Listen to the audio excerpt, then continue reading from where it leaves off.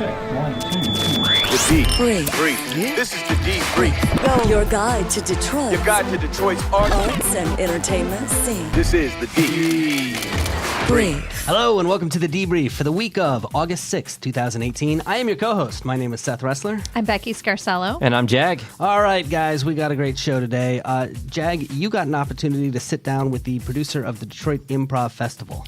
Yeah, really cool event happening in Ferndale this weekend. It seems like it's a festival every weekend Always, in Ferndale at this yeah. point, but this is a big deal, and we're looking forward to sharing that conversation with you. This is huge, and I love improv. This Me is too. like, That's my favorite type of comedy, right, actually. whose line is it anyway type stuff. Yeah, Oh, my God, I love yeah. that show. Yeah. I had a phase in my life in the 20s when I got all hardcore Back in into the this. 1920s, you remember those days? That was it.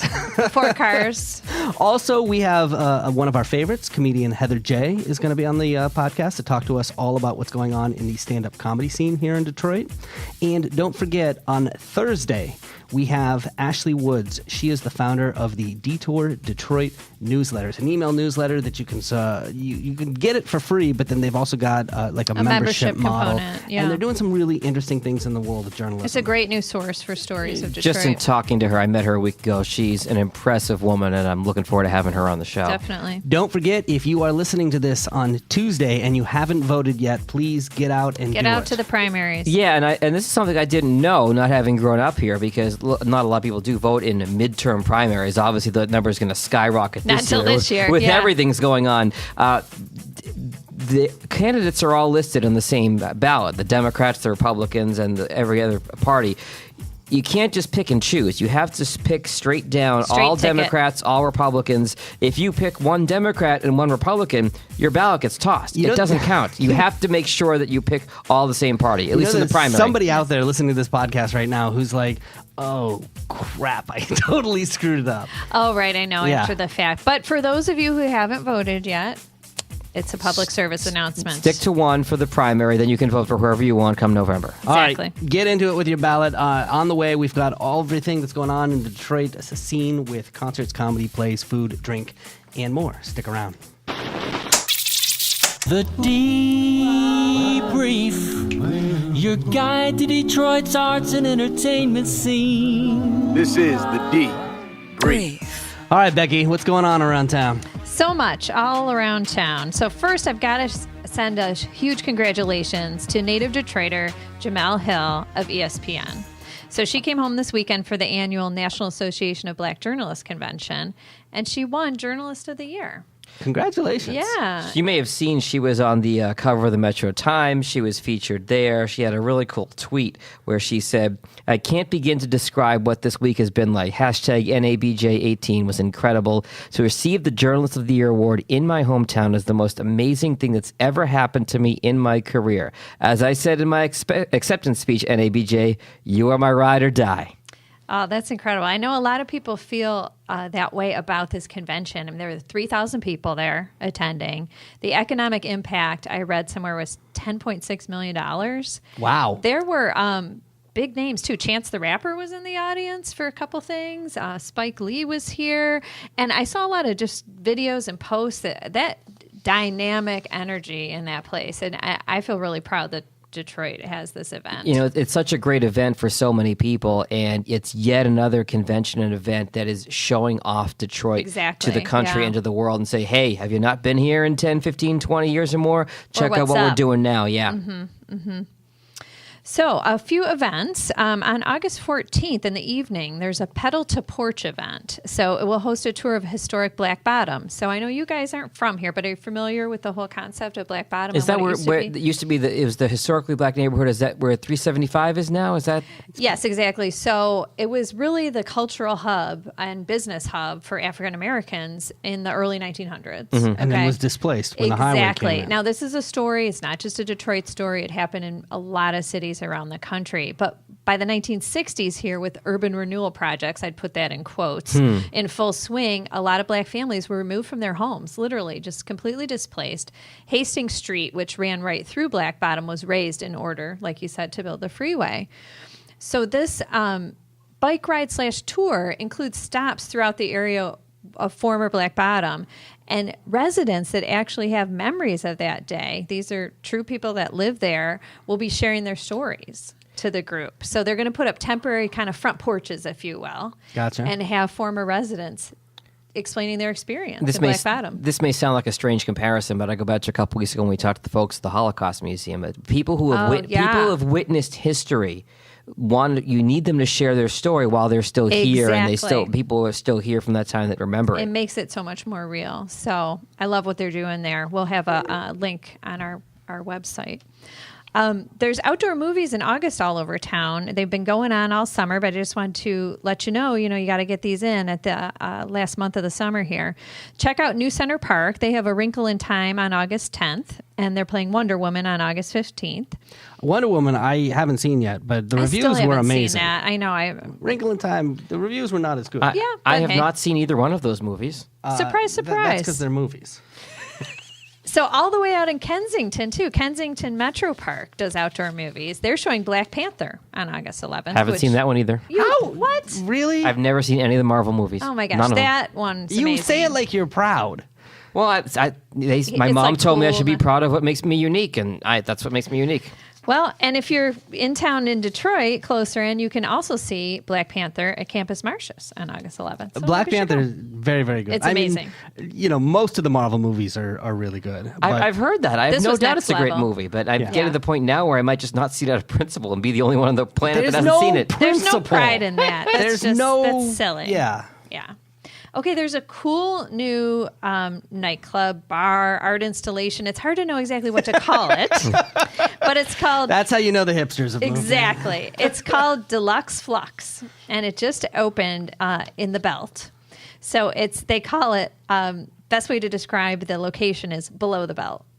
So it's underground.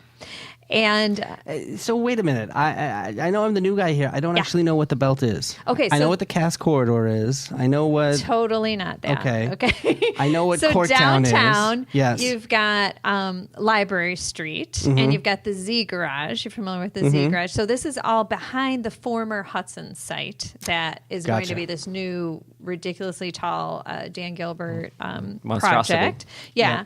So Is this the reason puppet art is gone? Or no? Harry the Hatter? Those guys? Was it Harry? I forget Henry. Henry. Henry the Hatter moved to Eastern Market. Right. We'll Yeah, learn you he's yet, Seth. alive and well, but I don't wear a lot of it's hats. confusing. So the Belt is this alleyway that's always been there, but it was transformed a few years ago into a place for bars, restaurants, and art. Outside art. Yes, got it. I Yeah, know what you're with talking lights about. strung, now. Yes, and there's I've seen it. parties. Yes. Perfect place for this. So you got to look online, I'm telling you. So neon art covers every surface. I'm talking the floor, the tables, even the bar taps, the beer taps are covered with art. yeah. So this was all created.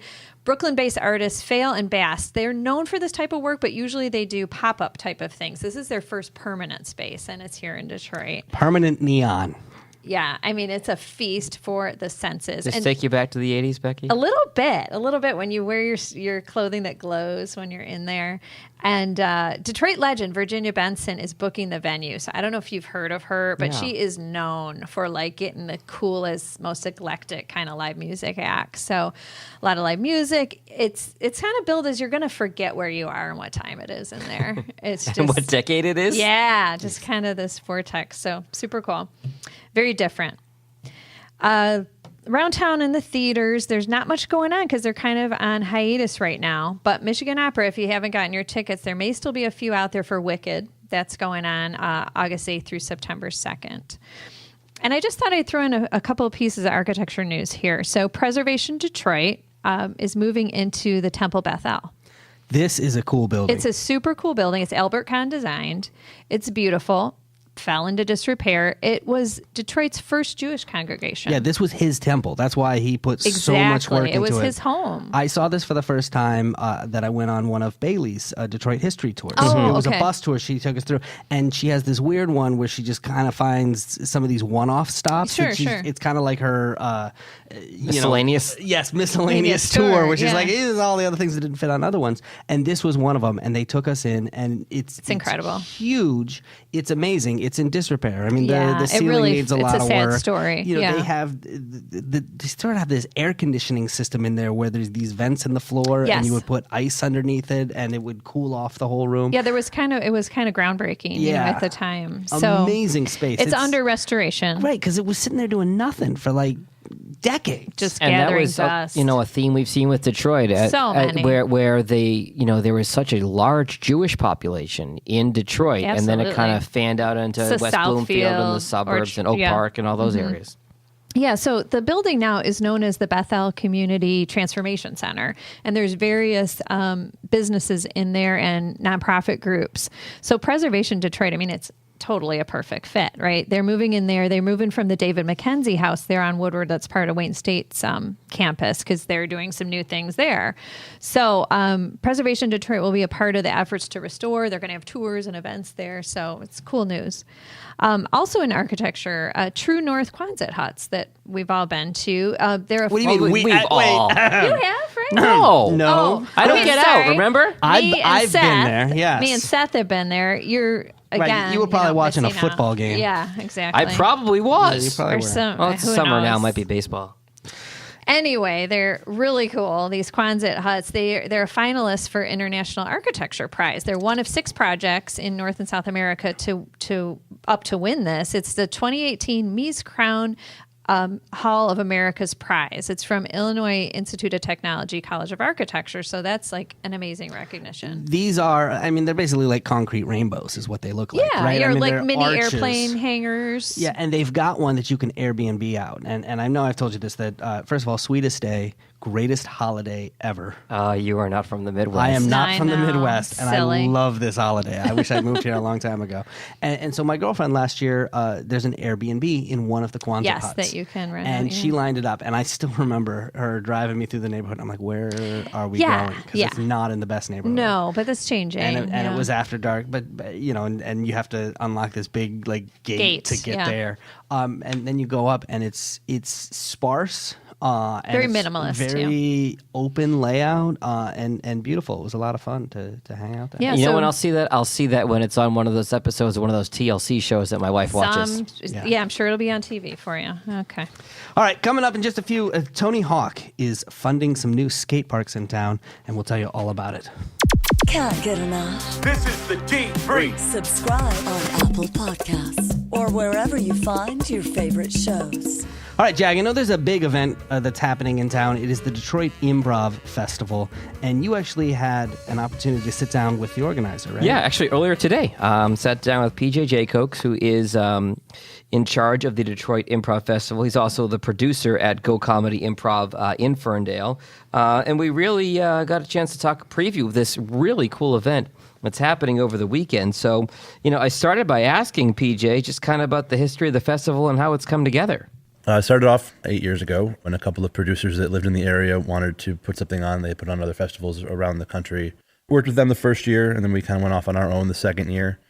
Doing it ever since. And, Detroit has such a great improv history. It's been, for the most part, easy to pull in old performers back into town. So, like Keegan-Michael Key came for a couple of years back before he was super famous, when he was just kind of famous. Mary Beth Monroe, who was on Workaholics and The Good Place, came for a lot of years. I love improv. Me too. And I think most people, when they think of improv, they probably think of the television show Whose Line Is It Anyway? Love that or show, Second yeah. City. Right, something like that, which I love seeing it in the theater, but I went through this phase, like I said, in my 20s, where I kind of learned, because there's actually a lot of theory behind improv. Oh, yeah. Oh, I'm It's a sure. You big can't just go in and wing learning, it not knowing anything. No, and so one of the big rules is a rule called yes and. Like if you go into my bathroom at home, I actually have yes and. In your bathroom, really? I don't know why. I went to Michael's one day and they had the right, letters. There are a number of signs my wife would like for us to have in our bathroom, Yes. and that is not that's at the what- top of the Wait, list. what? Please flush. I don't. Yeah, Yes. I mean, yeah. It's No, always good to say I yes. believe it should be, oh my God, what did you eat? Oh, jeez. Anyway, but that's one of the rules in improv, and the rule is if in other words, the scene is what's created between different people. So if one person says something, the worst thing you can do in improv is negate Yes that. or no, or- right. So the worst thing that can happen is you walk up to me and you go, "Oh, that's a nice hat." and I respond, That's not a hat. That's not a hat. That's the worst thing you can do. The best thing you can do is you can say yes, you can agree with it, and then go, oh, and add something. That's what yes and is. So if you say that's a nice hat, I go, oh, thank you. I got it on sale at Macy's. Exactly. And so the scene keeps building on itself. On Stack itself. it, yeah. And yes, and so if you see these guys who are really good at it, and there's a whole thing called the Herald, which is worth reading about, and theory and schools of thought and this stuff. It's amazing. It's the math behind comedy. Oh, totally. And so, given what you're just saying, Seth, I asked PJ about improv as an art form and the festival and a little bit of background on that as somebody like me who knows nothing about it. It's going to be super fun. We have over 60 troops from across North America, a whole bunch of improv podcasts as well. And improv is, it's theater made up on the spot. So there's one suggestion, usually, sometimes no suggestion, sometimes a bunch from the audience. So, ask for a location. They tell us we're on at a train station, and the whole thing takes off from there. There's a magic to it, right? None of it exists ahead of time. I mean, we rehearse, but those scenes, anything that we do in rehearsal is done. I mean, it's just like any show. It exists for those 20 or 30 minutes. It only lives on in the minds of those who saw it. But it's such a collaborative art form. The audience is still a part of the creation. Whatever that suggestion is, whatever member of the audience calls that out, then there's a little teeny level of ownership because it was your idea that jump started this whole thing, and it's really cool to see what can grow so quickly from just a word or two. And the cool thing about the festival is, there's all these different troupes. There's lots of different styles. There's a troupe that does an improvised horror show, musical groups. There's a podcast called Off Book the Musical. And a lot of improv, you sort of feel like there's no way this wasn't planned somehow. And just to watch that happen live is such a cool experience. We've talked about this notion before. Like, there's nothing like a live event. This is the quintessential for that because literally this is only going to be happening right now, and you're a part of it. And to me, that's what's really neat about going out and seeing something like this. Because in a comedy show, you sit there, you drink, and you laugh. Here, you're part of the creative process. Out the idea, yeah. Somebody once explained the difference between stand-up comedy and radio to me, and they said, radio is going out and telling different jokes to the same audience every single night. And stand-up comedy is going out and telling the same jokes to a different audience every night. I like that. I think improv might be telling different jokes to a different audience every single That's night. a perfect way to describe it. Right. So I asked PJ, if there are so many of acts coming this weekend, if there are any that he's particularly excited about seeing. Yeah, so there's a group from Toronto called Two Man No Show. They are hands down my favorite. Two super crazy, energetic guys who use the entire building as their stage. They're a lot of fun. Off Book the Musical, like I mentioned, they're fantastic. And their early show's almost sold out, but the late show still has tickets for it. There's a group called Flying Chuck, which is a part wrestling, part improv show, but there's some two actual wrestlers coming into town for it. That should be a lot of fun. And then, Paul F. Tompkins is headlining the festival, so he's at the Magic Bag on Thursday and Friday. The two shows on Thursday are his podcast, Spontaneity Nation, and then the two shows on Friday are just a loose improv set with other people. Yeah, what's so amazing about these guys, and I've taken some improv classes over the years. I don't know if you've ever taken one. You can go, I have not. You can go take them at Go Comedy. You can take one this weekend as part of the festival. I promised PJ I'd mention that. You can sign up at the festival to take an improv class. Totally worth it, especially for a guy like me who's become so ingrained in my left brain now. Whichever. Left brain is the logic side, right brain is the creative side. So I'm very left brained these days. Yeah, you definitely are. So all these exercises really kind of open up your creativity and thinking on your feet. And I'll never forget one exercise that I did in an improv class where you had to go around the room and point at objects, and you had to say something that object wasn't. So I'd point at the microphone and I'd say elephant, and I'd point at your headphones and I'd say flamingo, and I'd point at the ceiling and I'd say turtle. And could you use things besides the animals? You could use anything. Or did you just make everything an animal? That's his left brain. I'm going to go with animals. Yes, that's it. Seriously. The point here, try it. It is really hard. Do it as fast as you can, and very quickly you run out of things. It's like the weird brain thing where you see, say, the word red, but the text is in yellow. Right. Like it just messes with you. Yeah, it's amazing. So yeah, it really messes with your brain, and to be able to do what these guys do, and to be able to accept the first thing that comes into their head and not reject it, I actually think is actually really hard. It's the opposite of overthinking. Right. Yes. It totally is. Did you notice there was a word he used in that last soundbite? It starts with a P. The word was podcasts. I've heard that, yes. and my ears perked up. As did mine when I was sitting there with him this afternoon. So, podcasts, we talked earlier about how, you're there and in the moment it's gone. But thanks to podcasts, that's not so much. It turns out that podcasts and improv comedy can be a really happy marriage. So I asked a follow-up question about that. It has. And I think the reason for it is, improv is fairly disposable. I mean, it's great to be a part of, it's great to watch, but as soon as it's done, it's done. And you generate so much material. I mean, I've been doing this for 20 years. I mean, who knows how much work I've done at this point.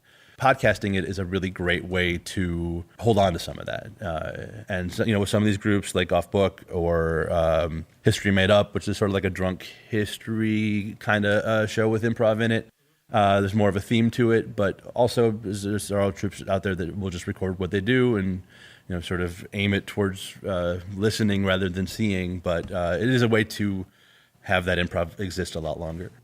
It makes you wonder how long improv content lasts. Like how long is it funny? Does it right. age The well? current nature of it. Yeah, because once you're out of that moment, yeah.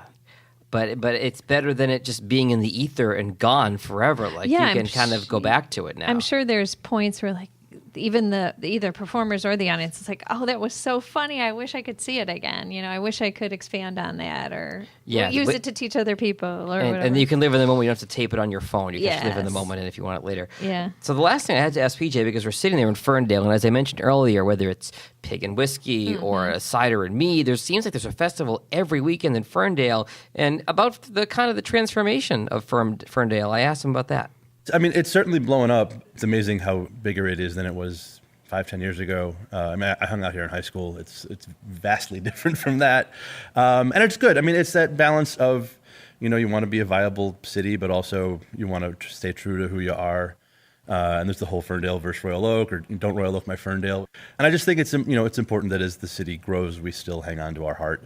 I'm on the board for the Downtown Development Authority, but I like being a part of that, but I also like the city government here. I feel like they're pushing us to grow, but not abandoning who we are.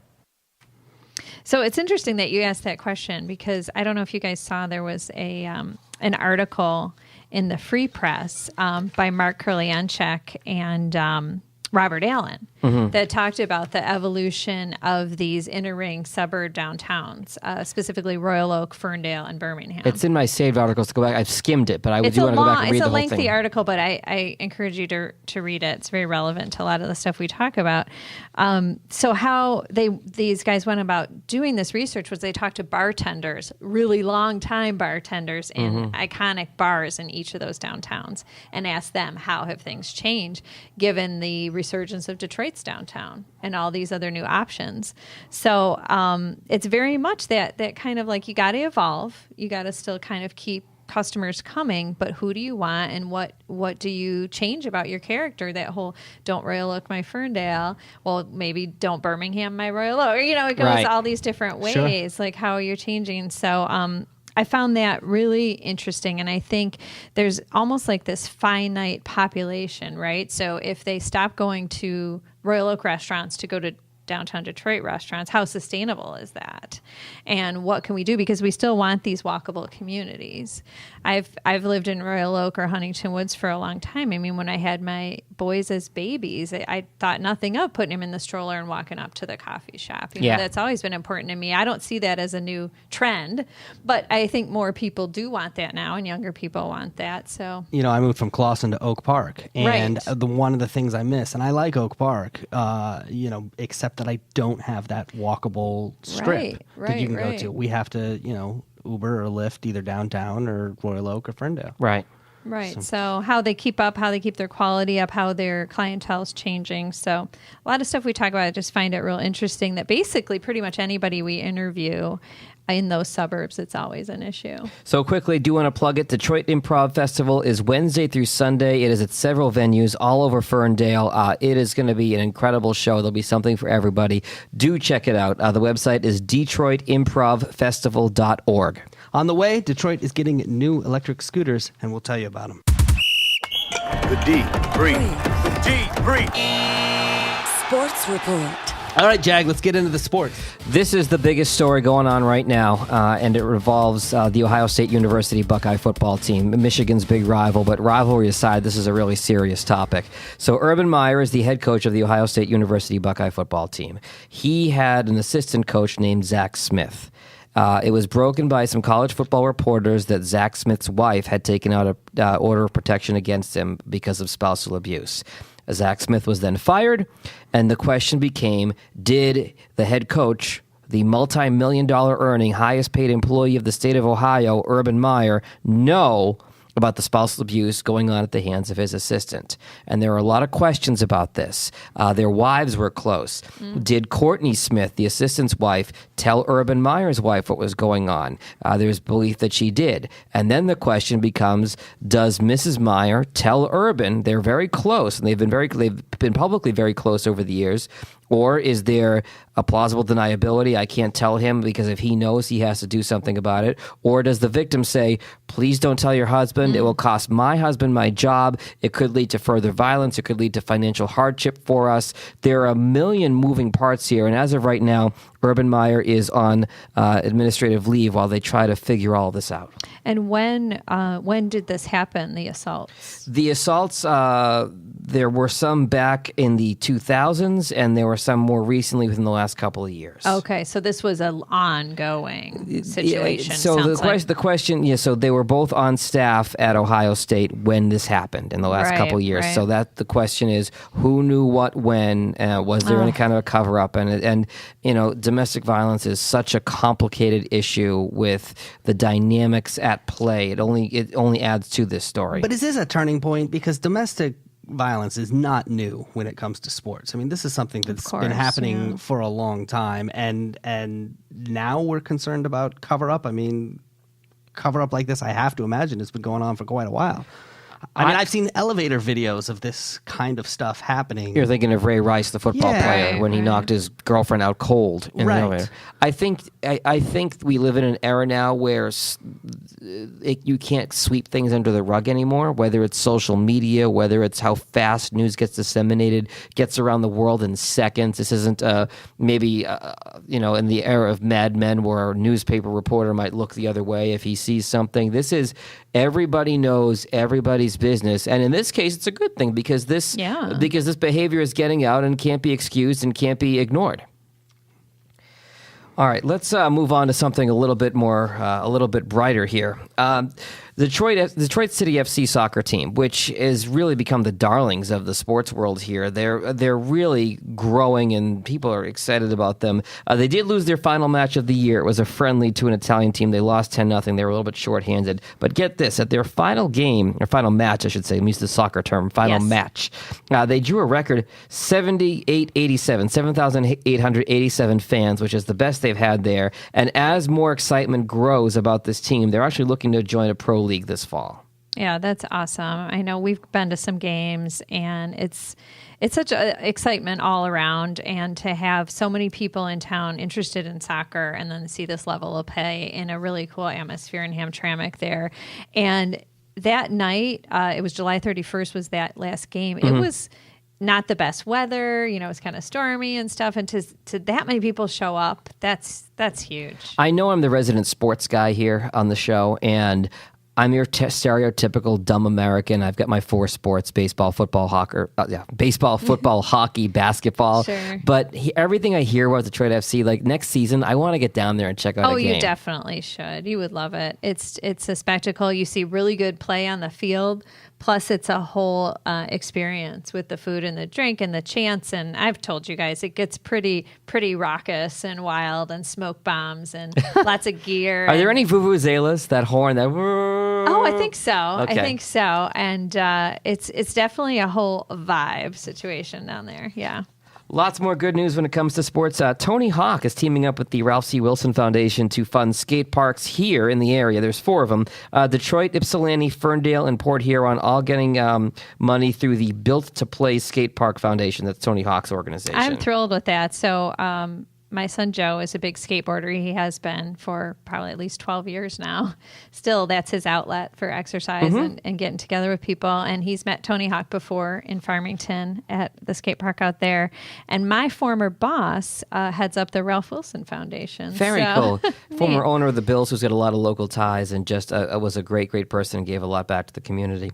Henry Ford College getting their women's basketball team back. Budget cuts nixed that program 2 years ago, but the team's coming back. They've got to rebuild it from scratch now. They're recruiting for an 11-player team.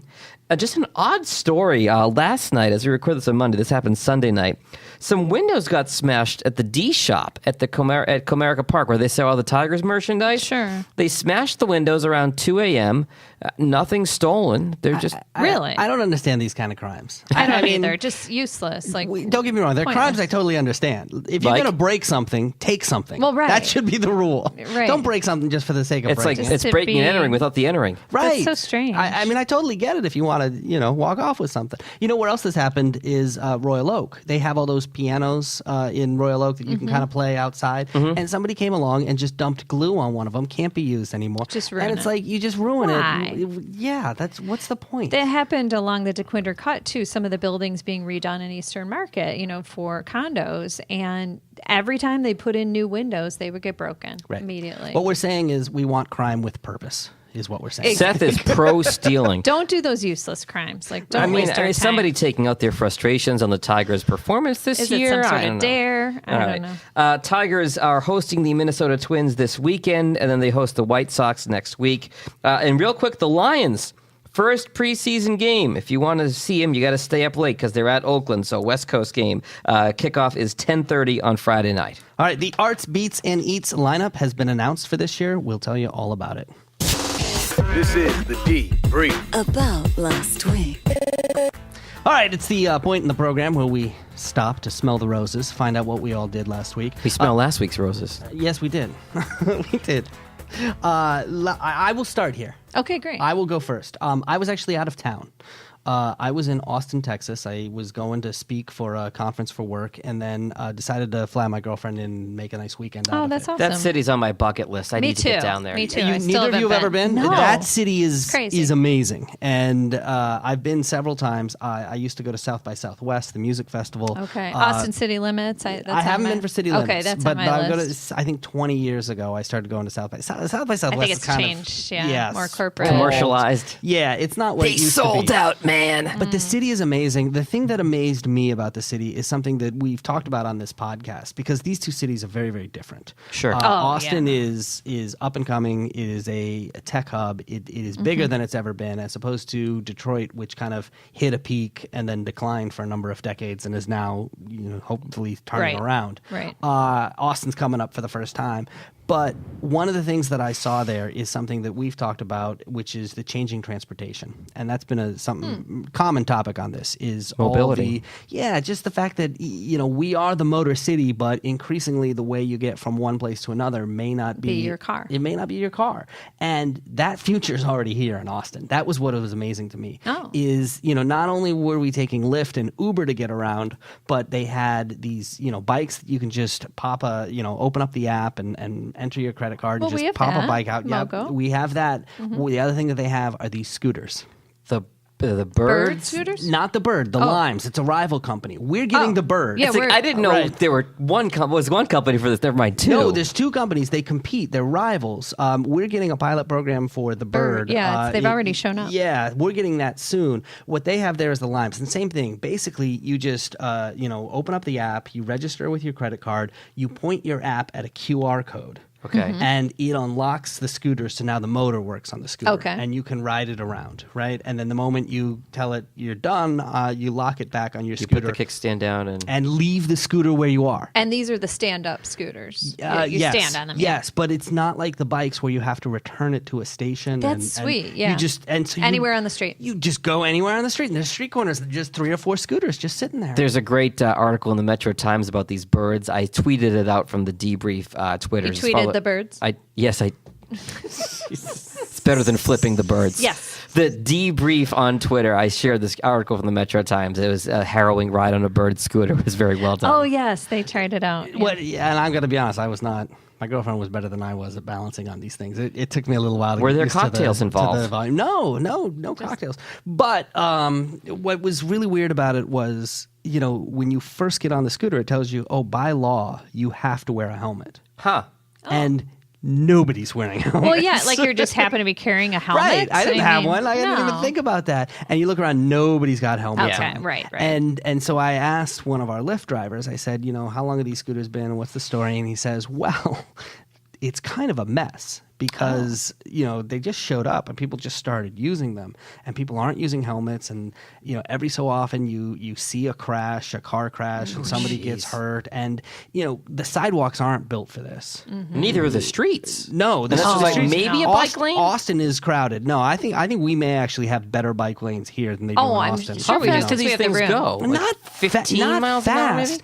but when you're trying to weave past pedestrians on a sidewalk, it's crowded. And I was nervous, kind of passing people, and I think other people were, I was on that bridge that you go over on Congress Street, and you worry about somebody having to jump out into traffic because they're getting run over by a scooter. Oh, my God. Wow. Yeah, it was. So you got to work out weird. some kinks, maybe. Yeah, I think it's a great thing. It made transportation easy, but I have a feeling that the city infrastructures may not be ready for it, and I think we got to watch out. But where do people leave them? If you can leave them in the middle of the street. I saw one, but I was In leaving front to of Quinter Cut on Starbucks. Friday night. I just saw one laying there at the entrance. Right. But you can't start them. You can't use the motor Yeah. unless Yeah, you. but shouldn't you put it somewhere safe and just leaving it out in the open? It No. seems cluttery. Yeah. These things are rugged. They are. Yeah. They are rugged. But yeah, it was amazing. So we'll see what happens when we get them.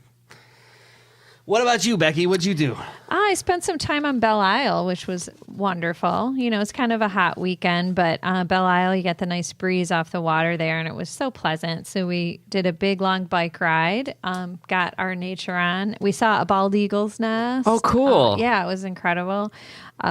Sat by the water, just chilled out. And then the bonus at the end of our bike ride, we're, tired and getting a little hungry. They had the art fair there. Nice. So we walked around the art fair and really nice mix of artists and vendors, some food trucks, and really a pleasant atmosphere. And it was right there by the fountain. So enjoyed it a lot. And I met the photographer when we had Mark Loeb on that talked about this. So he highlighted Alana Saint Laurent. Mm-hmm. This is the one that used to do a lot of sort of the ruin photography. Porn, yeah. Right. And You were trying not to say porn, weren't you, Seth?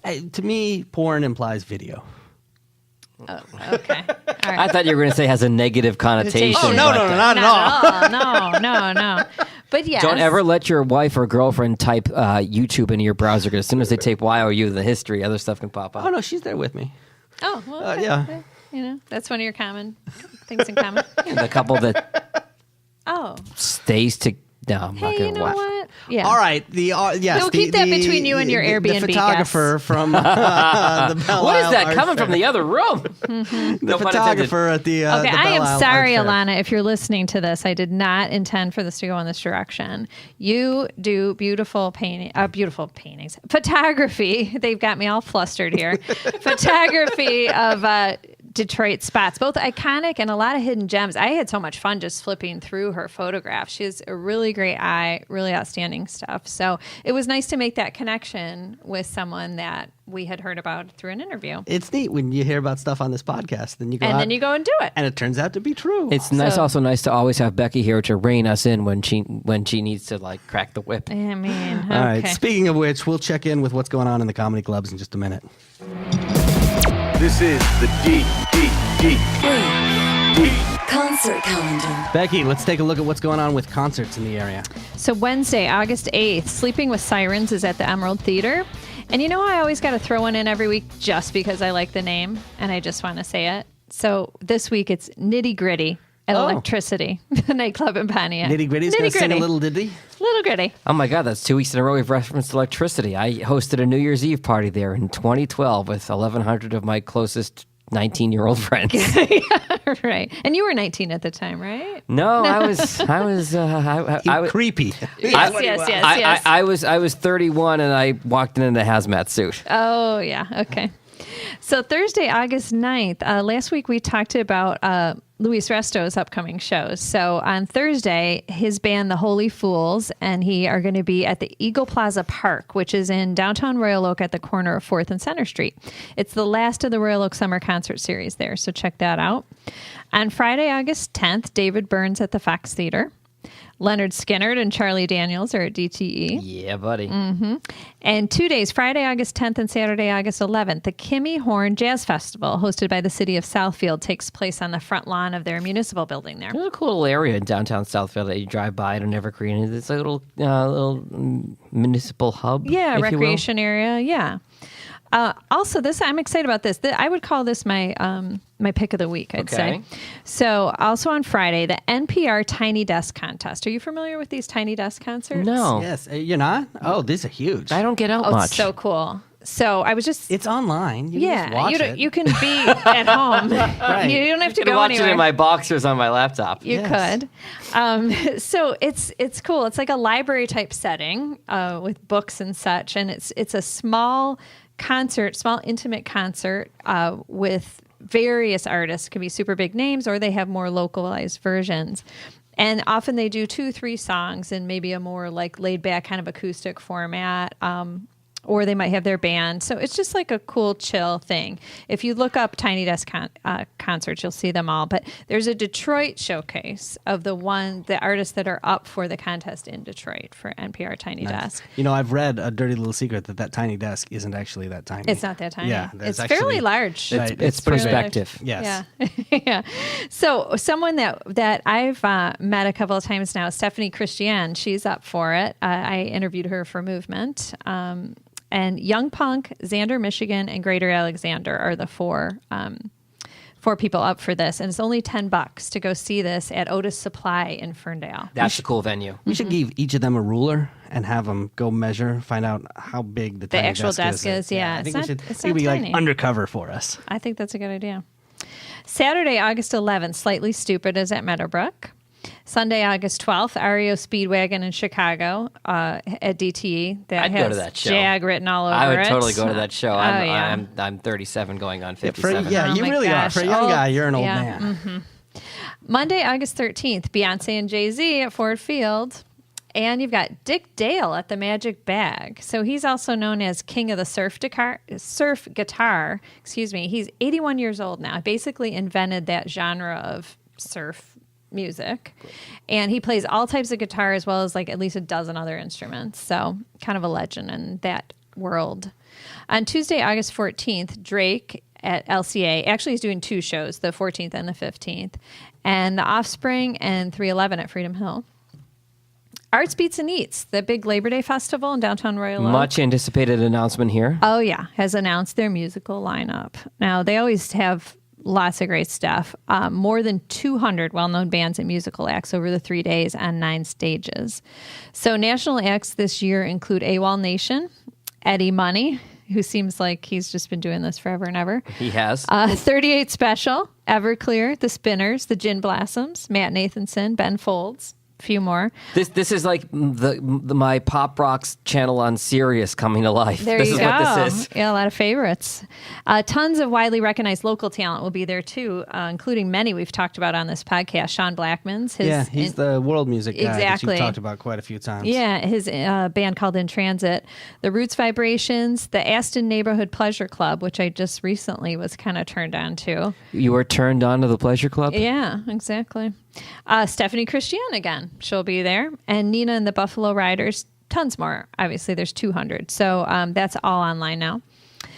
If you want to buy a childhood home of someone famous, you might want to check this out. Kid Rock, where he grew up, is for sale, and Bruce Township, which is in Macomb County. I didn't know that he grew up in such a place. So it's a 5.5 acre estate, 6,000 square feet, built in 1972, renovated in 2004. It's got 5 bedrooms. The look on Seth's face right now. This surprised me. I didn't know this I didn't either know. I until I moved here, and my girlfriend told me this, that Kid Rock does not come from the background that I knew he that. looks like He does comes not from. grow up in a trailer park. Right. No, He's- it's not that's, down in the dirt. Yeah. Right. It's not, yeah.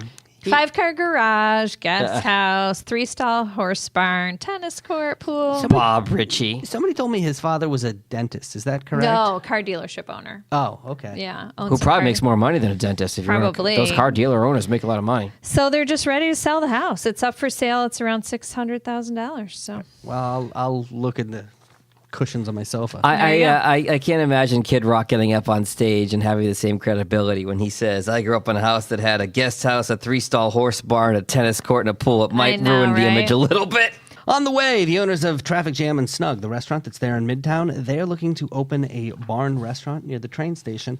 We'll find out what a barn restaurant is in just a moment. Debrief. Want more? Text the word Detroit to the number 444-999. All right, Becky, Jag, every once in a while we like to check in with somebody who really knows what's going on in the local scene. And as you know, I'm a big stand-up comedy fan. Yes. I have fooled around with it here and there.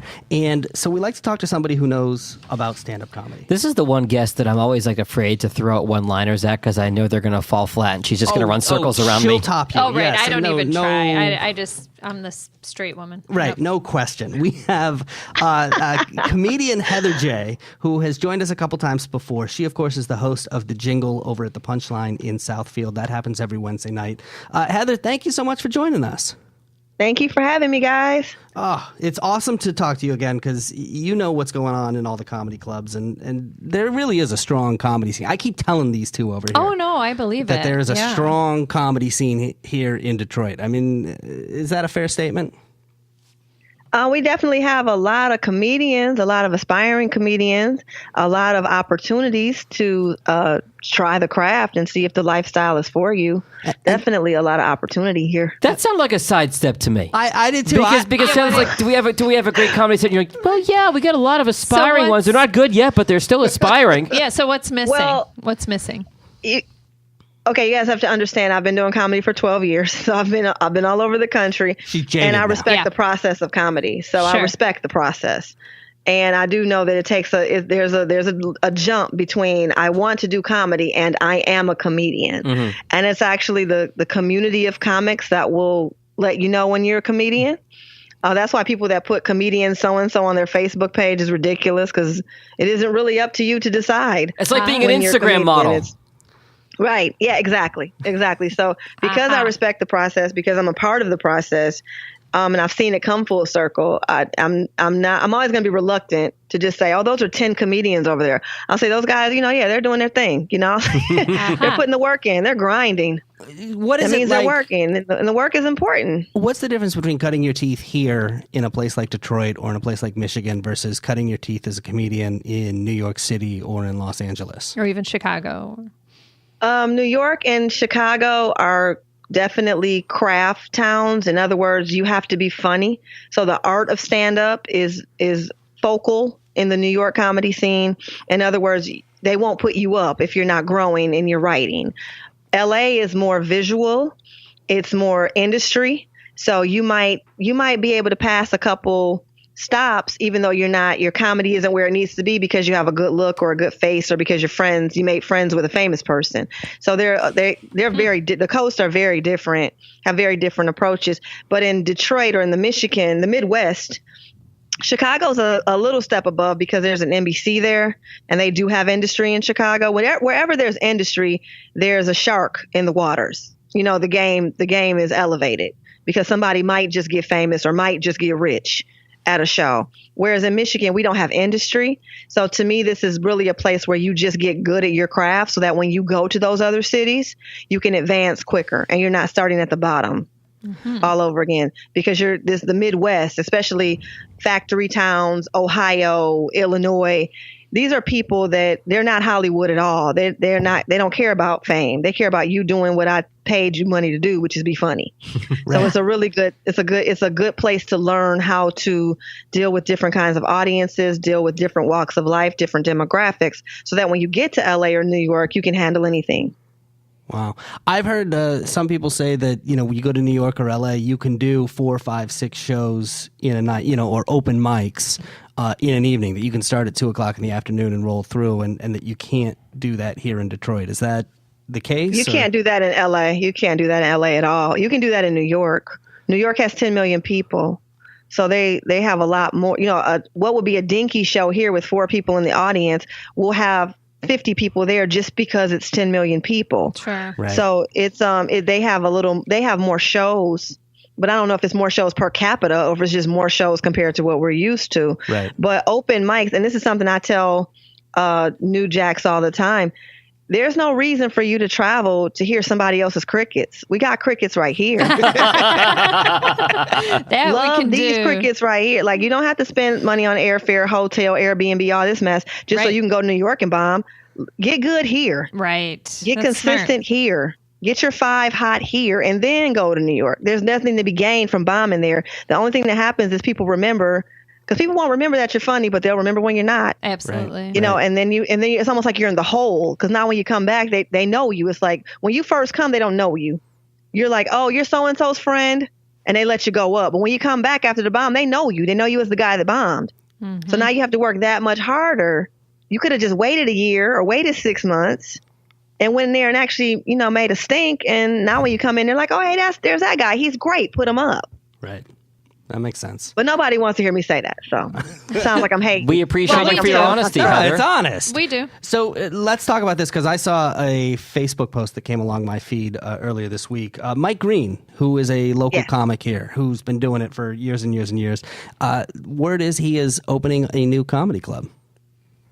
Yes, I heard about this too. Mike Green is an OG in comedy. So he's definitely one that if you've been around for any length of time, he's been a veteran. He's been revered.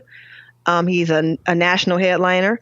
And I guess he's decided that he wants to do a semi-retirement thing, which is not uncommon in this industry. A lot of men have done this, and they kind of open a club, and so they're running the club sometimes, but they'll still take dates sometimes, because comedy is kind of an addiction you never really can let go of. We're kind of like Whitney and the cocaine. Like, I can give it up a little bit, but I can never get clean. And it's real easy for me to get back on a binge because comedy is just an addiction. So I understand what he means when he says I'm semi-retiring. He'll never completely give it up. But he wants to open this club, and that's cool. I think that's really cool. It's got to be hard, especially as you get married, you have a family. I mean, it's hard to be on the road so many nights, I would imagine. I have a son. I think that, but I think it's more, sometimes your family it's just exhausting on your family. They're just tired. You didn't get famous yet. It's like you should have had a TV show by now. And now you have, it's like, They're tired of the now you grind. have, Right. now you have your family looking at you, and you could just see the exhaustion. Where's your development deal, face, Dad? Yes. Exactly. You can have a podcast. So they just kind of want some normalcy, because when you're on the road, you're missing a lot. You're missing a lot of birthdays and anniversary parties and engagement parties and things, because you're on the road. So when you're 50 and you're looking at your wife like, oh, I can't make it because I got a gig in Schenectady. She's like, Right. Come on. she's like, now. Schenectady, So Enough. you start trying to find ways to be home more while still doing what you love, which is admirable. So he's opening up a new place. It's going to be called One Night Stands. It's in Waterford. He's looking at October 5th is what I think they're aiming for an opening date. And they said the website will be up about a month before that. But he's already got a couple of comics booked. Again, I think some people Dave Landau. Dave's a hometown favorite. Yeah. So, and some others. So we're looking forward to more details on that. And then the other thing I wanted to ask you about is Sam Rager, who is another local comic who's going to be recording her first album. Yeah, that's really cool. That's very brave to do the album. Very brave. Have you done that yet? Have you ever recorded an album? No, I've got a nice outline going. Right. I'm not exactly sure if I want to do a video or an audio. I'm kind of working on seeing how it fits in with my brand. I'm a marketing person, so everything has to kind of make sense in the big picture for me. So when I do it, like, it has to be, I'm very competitive. So when I see Mike Stanley's album debuted at number 2, Brad Wenzel, his comedy album just debuted at number 6. Heather J, she got to come in the top 3, or else she's going to feel like a failure. Some competition. Yeah. If I can't debut 1, 2, 3, I don't want to do it, and that's real. So until I know it's going to be perfect, I'm not going to do it. That's why I think Sam is really brave, because it's a risk. It's risky to do an album. Yeah, it's risky. Well, you mentioned Brad Wenzel. He just did it. Put out an album on Third Man Records. So we actually he actually had a vinyl. He actually had a vinyl record, which I think was super dope, especially since he's a millennial. And he also had the iTunes thing. I mean, you don't really hear too many of the young kids talking about vinyls, you know. So starting to now. It's making a comeback. Cool. Yeah, it seems to be coming back around. What we grew up on is now considered vintage, which makes me feel like crap, but okay. Oh, I know. I think you should put out a cassette. You thought about that? Exactly, like an 8-track. Right, Yeah, there you that's go. a good idea. So he's got an album out on Third Man Records. Sam's recording hers at the end of September 29th at Sellerman's. At Sellerman. Yeah, and they do shows, comedy shows from time to time there, right? Yeah, Alex does a lot of shows. I think he does a monthly showcase. It's kind of a hipster spot. They do like craft beers. They don't really have liquor there, which I always found very disappointing whenever I'm booked there, because I keep forgetting that I have to stash a flask when I walk in, because I'm not a craft beer, ginger beer, ale person. But if you're into that, it's a really cool spot. It's also very pet friendly. So there's usually a big, giant sheepdog walking in the door during the show. But it's I like to see the northern suburbs really stepping up and kind of claiming some comedy spots, because when Chaplin's closed, that was kind of it for northern suburbs. And now you see Sellerman's is pretty regular, and Mike Green's opening a spot in Waterford. So I really think there's a demand. All right. For it out there. So, I wish all these guys the best. And what are you working on? Because we know that you've got the jingle happening every Wednesday night over there at Punchline in Southfield. What else have you got going on? As you can see, I'm a know-it-all. So it makes sense for me to start educating. And I've done workshops in the past, but I'm actually going to start doing regular showcases at the Punchline. We're doing the Jingle University Stage Basics workshop starting August 29th. August 29th, we're going to start it. And August 19th. Oh my God, I'm awful. August 19th, which is a Sunday, because that's typically a day most comedians aren't booked.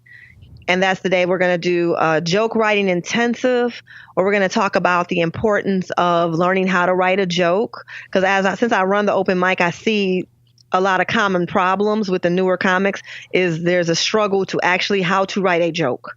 So I want to be part of the solution on that one. Instead of just saying they're whack, I just want to help them be better. Yeah. Instead of jingling your keys at them.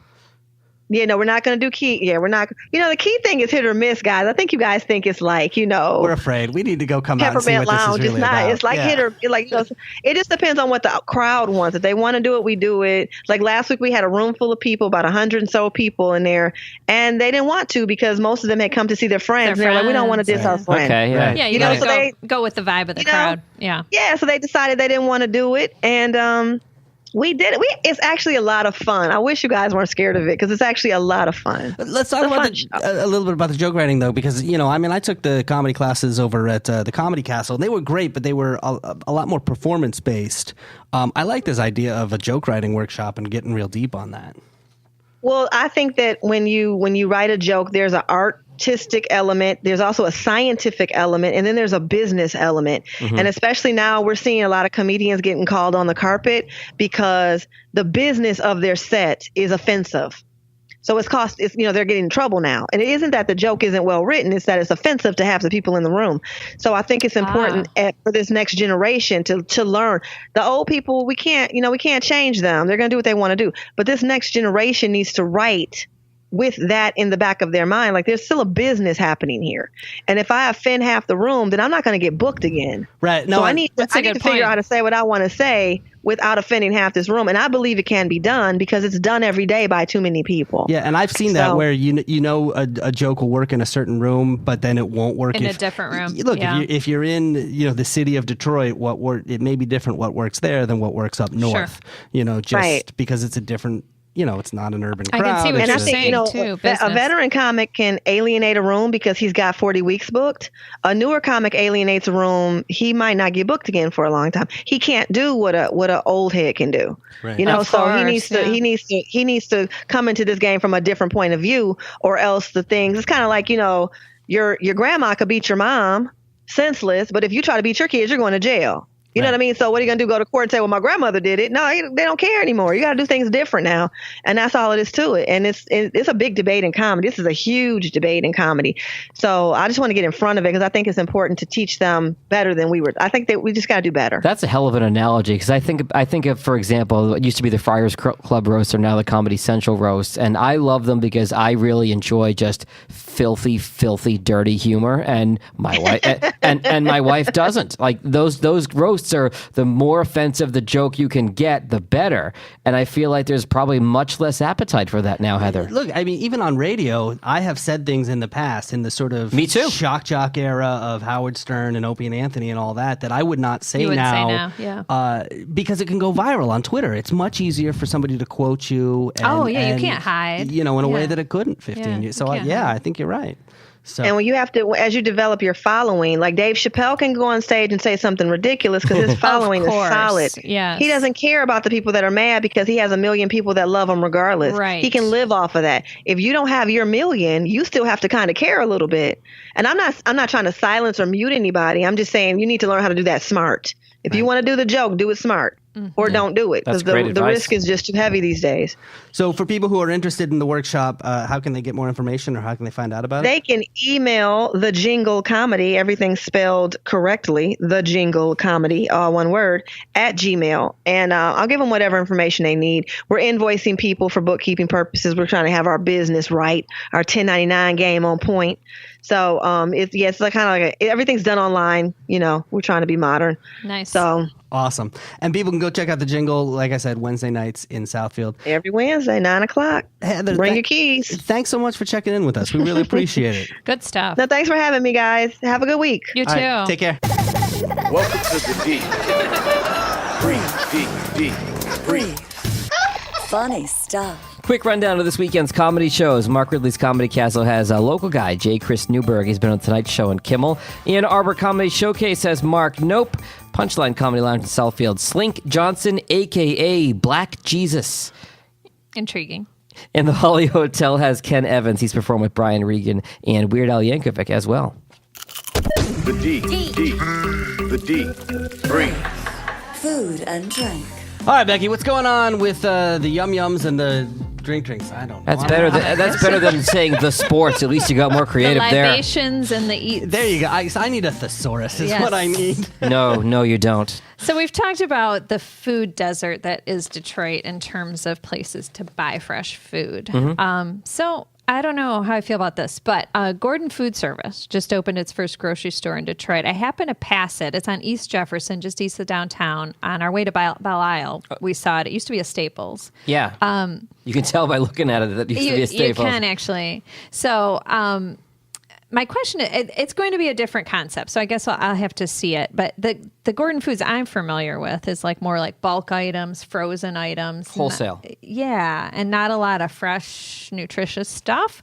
But this is a new concept store of Gordon. So they are going to be selling fresh produce, meat, fish, in-store baked goods, fresh juice, as well as their typical bulk items. But they'll have grab-and-go things like rotisserie chickens, online ordering to make it different from these other stores in the Metro Detroit area.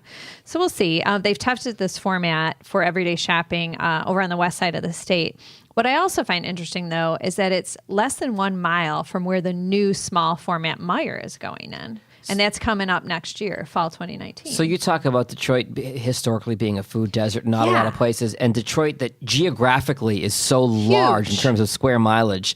Okay, we're getting a grocery store. Let's put another one a mile away. Another one. And it's only half a mile from Harbortown Market, which is another grocery store right there. Two dots that I never connected. Before I moved to Detroit, one of the few things that I knew about this city, besides, cars and the obvious stuff, was that there was no grocery store downtown. Because I remember reading that at one point. And I remember No thinking, brand name grocery store. There were markets, but there wasn't a Kroger small, or a lot of Meijer. convenience. Right, convenience stores, but no grocery store downtown. And that blew my mind. I was I like, know. how can you have a city that big and no grocery Where do store people shot. downtown. Yeah. Then when I moved here, I remember seeing billboards all over the place telling people to eat like fruits and vegetables. And I remember thinking, like, Where are they going to get them? well, no, I didn't make that connection. That was the thing. Is I was like, why do you need billboards? Like, really, to tell people to eat fruits and vegetables?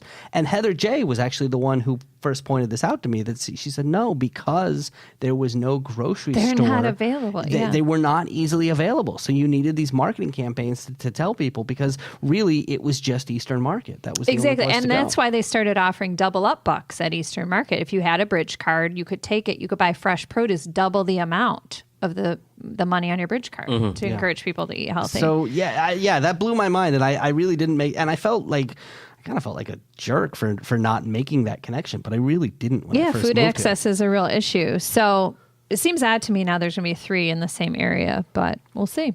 Better than 0, right? Exactly. True. So the owners of Traffic Jam and Snug in the Cass Corridor there on Camfield, they are hoping to open a restaurant in a barn near Michigan Central Depot train station. Huh. And I've heard about this plan for a number of years. They've had this barn in storage, and I remember they've had all sorts of aspirations for it. The look on Seth's face right now, a barn in storage. Who's like, what are we going to do with this barn? Well, I got nothing to do with it now. Let's store it. Listen, so it's a cool story because I believe, so it's Scott Lowell and Carolyn Howard. They're a married couple, right? They own Traffic Jam as well as a bunch of other buildings in Midtown, residential buildings. They have a family connection. It was a Howard family barn in the Grand Rapids area. So a lot of nostalgia to this. So they took it all apart. It's all in pieces, and they're just waiting to put it somewhere. It's not like when you're on 94 and you see those like oversized load and they're putting a house on wheels and taking it somewhere. It's actually broken all down. The wood, yeah. So they've had it in storage for a number of years. So they also own land at 14th Street, and Dalzell, if you look at a map, is right in the shadow of the depot. So they're saying, we did not buy this land to flip it now that it's valuable. We really want to rebuild this barn on it. And we want to make a restaurant and a venue where you could have weddings and that sort of thing. So the problem is a little bit of zoning. Their land is spread across 2 districts. One's residential. The other's general business where you can have a restaurant. But so they're going to have to get And this is a approved. barn classified as residential, or is it classified as business? Well, it will be Depends business what's in there, right? The use of it. Gotcha. So they're no strangers to this whole thing, and they are like, you know what, we're going to work it out. It's going to work out, but there may be some hoops to jump through, and also it's kind of like this quirky, unique, like barn, totally different aesthetic than maybe the rest of the neighborhood. and what Ford is envisioning for this stuff. I have this theory that Greenfield Village is nothing but a storage center for a bunch of old buildings like this barn. And that's just what they use it for, and then they pull it out of the mothballs. Right. Right. So it could be kind of cool if it comes up. So wineries in Michigan are kind of sweating it a little bit. They are now going to be folded in with beer and spirits as far as promotion is given by the state. So the Michigan Grape and Wine Industry Council was a panel formed by the legislature more than 30 years ago to basically promote the state's wine and grape growing industries.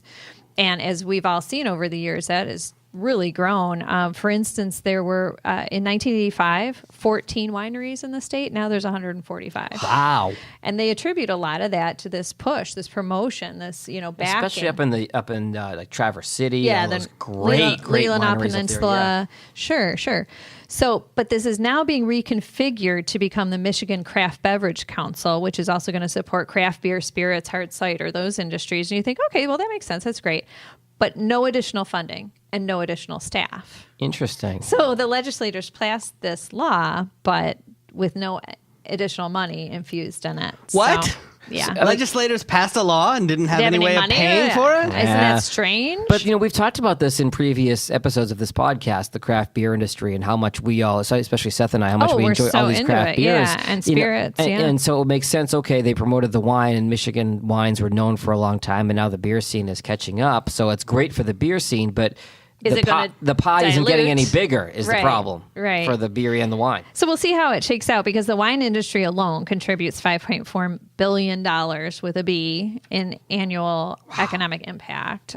Tourism, sales from all over the country. So hopefully, craft beer and spirits have been pushing to be included in this whole thing for a while. So hopefully it'll be what we say all the time is the rising tide will lift all the boats. And so that's the hope. But Need a little bit more water in there, though. right. This is the D. Detroit. This is the D. Breathe. All right, guys, that's a wrap. Another episode in the can. It's a fun one. Yeah. It was a fun can. All right. It's late. I'm a little punchy. Yeah. I'll drink to that. Speaking of drinking and cans, thank you to our guest, PJ Jaycokes. He is the producer of the Detroit Improv Festival. Go check it out. See some good improv this weekend. If you can't make it this weekend, his other place of employment is Go Comedy in Ferndale. Very cool spot. Yeah, you can go catch a show there as well, or even better yet, an improv class. Maybe. I'm throwing down the gauntlet there.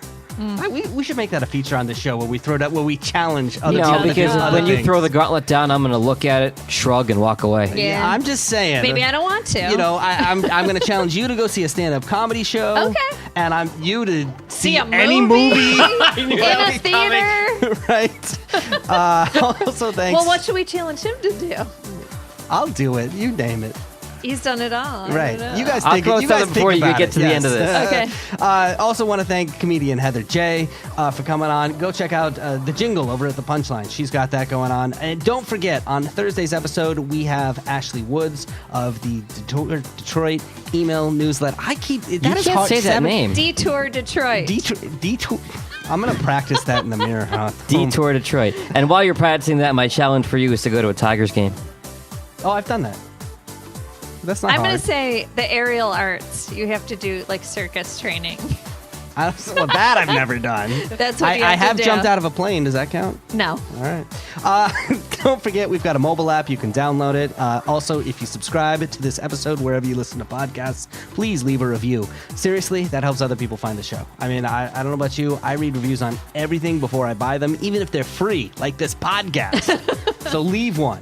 And, of course, we've got an Alexa skill. So if you own one of those fancy-dancy Amazon Echoes or Amazon Dots, you got those on Prime Day, all you have to do is say, Alexa, Enable the Debrief podcast. And you can listen to us every single morning. And if you're listening to us before Tuesday night, go vote. Yes. Vote in the primaries, peeps. Please do. Becky, anything you want to plug?